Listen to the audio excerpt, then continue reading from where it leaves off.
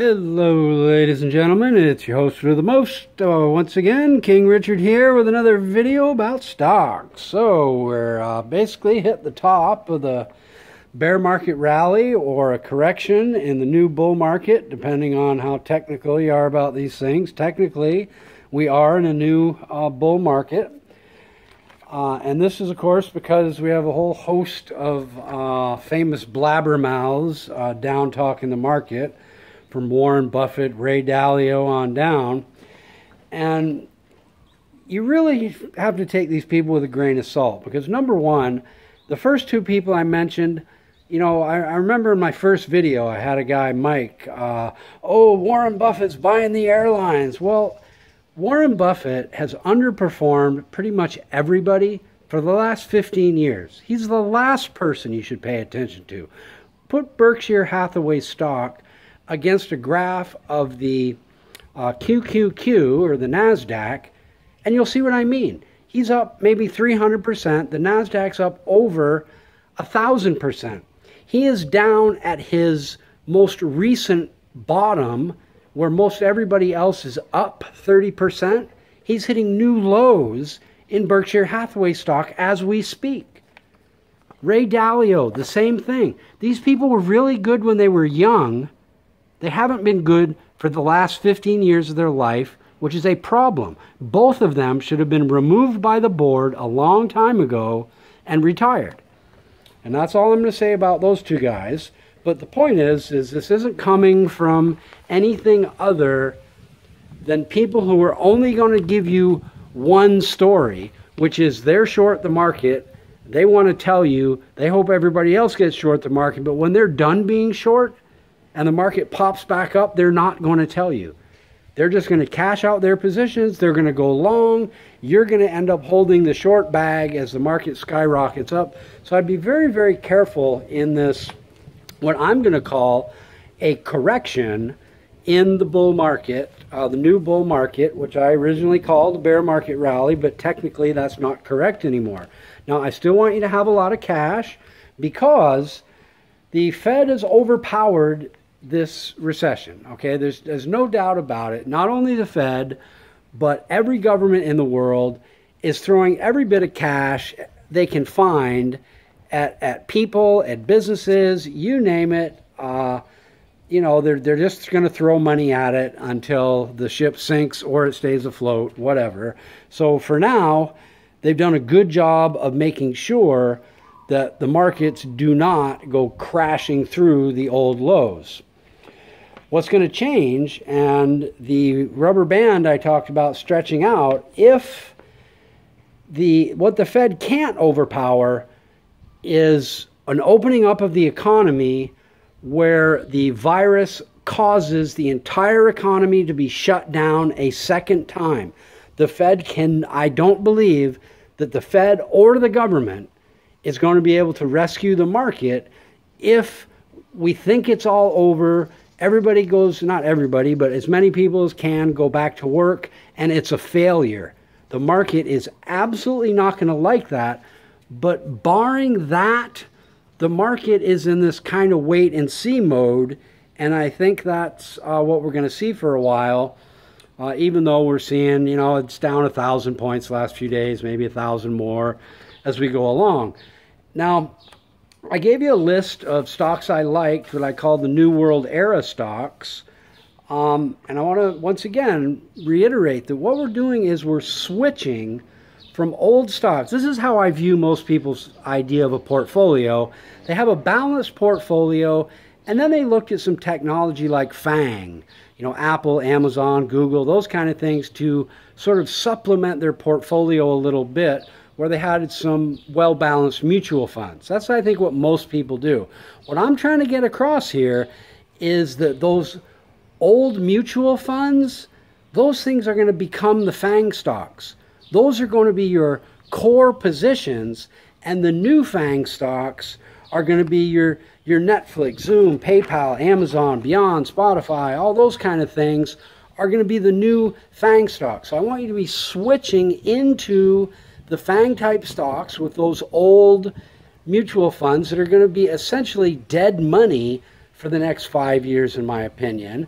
But those FANG type stocks with the long letter, not just the four of them, the Apple and Amazon and Netflix and Nvidia, that group can be those old mutual funds you had, and then however whatever you allocated to the FANG type stocks, you want to start allocating to these other stocks. And I had a question about Roku, and it reported, I thought it was going to do as well as Beyond, but it didn't. I hope you guys bought Beyond Meat.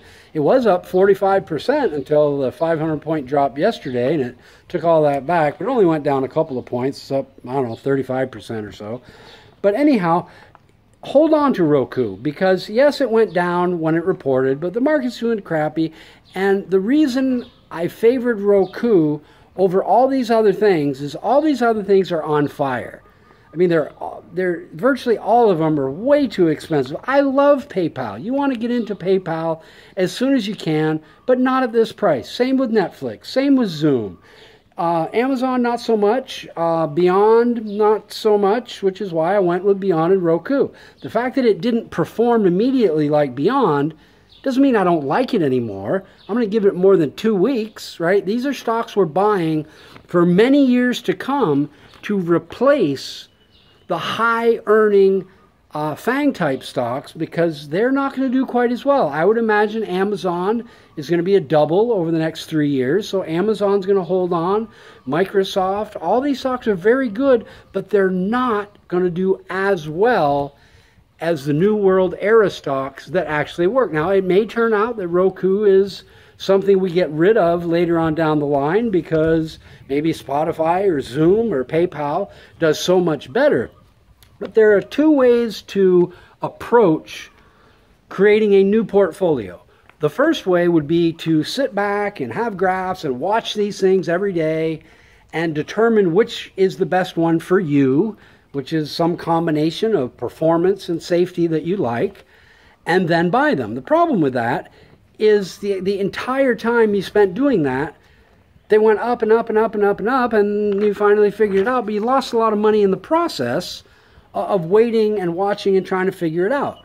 So I prefer to go in it a little at a time. Last week I went with Roku and Beyond, and what I tell you, to buy sell a 550 put on NAT, that's $500. We won't worry about that. But like I said, I don't think that's going to be a double or triple with a 15% dividend over the next couple of years. But we'll see. It reports here on the 22nd or so, the week of the 22nd anyway. And if it's a dud, it's $500, drops a little bit, get rid of it, no big deal. But if Roku drops into the 80s or anything below, I'd buy just a little bit more. And remember, we're not adding to our portfolio, we're switching from things, and you don't have to buy a lot of these kind of stocks for the future, because they're going to do so well that a small amount goes along. It's like you know, that crazy kind of hot sauce that if you drank a tablespoon it would kill you. You know, one little drop goes way further than you think. And when it comes to these things like Zoom and PayPal, Spotify, even though they're expensive, even things like Netflix and Amazon, and especially Beyond Meat, their total addressable market is so big, Tesla as well, the total addressable untapped market is humongous, which is why they're so expensive now and why they will continue to be so expensive, in the same way that the total addressable market for iPhones and apps was completely untapped until Apple came along. The total addressable market for dropping crap off on your doorstep wasn't tapped into until Amazon comes along. That's why they become so hot. Now, in case you don't know, you might ask yourself, well, gee, you know, what's dragging the market up? It's the FANG stocks.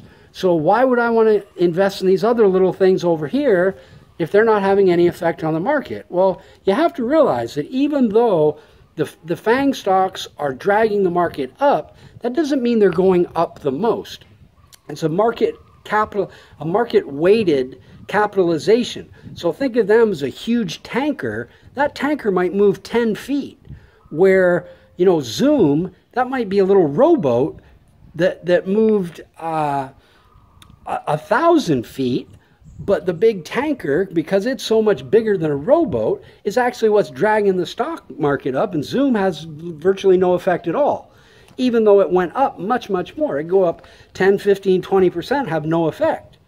You know, these other stocks, they can't even go up 20% because of the law of large numbers, but if they go up 3 or 5%, they're dragging the whole market up. So don't be confused into thinking that because something is dragging the market around like a redheaded stepchild, that means it's the best performing stock. It's just not true. Tesla's not even in any of these major indexes, and it's up 100% this year alone, but it's not dragging the markets around. So you have to understand that these things, the reason we like them now is because someday they are going to drag the market around. I think I said in my last video, 8 out of 10 of the top performing stocks get replaced every 10 years, and we are on the cusp. And it's not just me. I think I was the first one I know of to start making videos and talking about it, but I see some stuff on TV, some, you know, Kramer has a new list. I don't like his list, but at least he has one, and there's a lot of people talking about this, that we're in a whole new era where you want to start figuring out which businesses are going to do the best. You know, Uber and Lyft, for example. I was thinking about Grub, and then next thing you know, I didn't get on it quick enough, and this looks like it's going to get bought out by Uber. You know, and there you go. You kind of missed the boat on that. But these, you can miss the boat for quite a while, because these things are going to perform for years and years to come, and much, much better than your mutual funds that are going to be filled with grocery stores and energy companies and just all kinds of crap that is not going to do nearly as well. So that's today's video. I don't want to blabber too much. I wanted to give a little shout out to Roku and how it's okay to keep it and buy a little more if it hits into the 80s for one of my listeners that emailed me. And I do think that this is just a correction in what appears to be a continuing bull market for now, until it drops 20%. Technically, it's a bull market. And I don't see the fear and paranoia hitting the market unless we have places that open and are forced to close.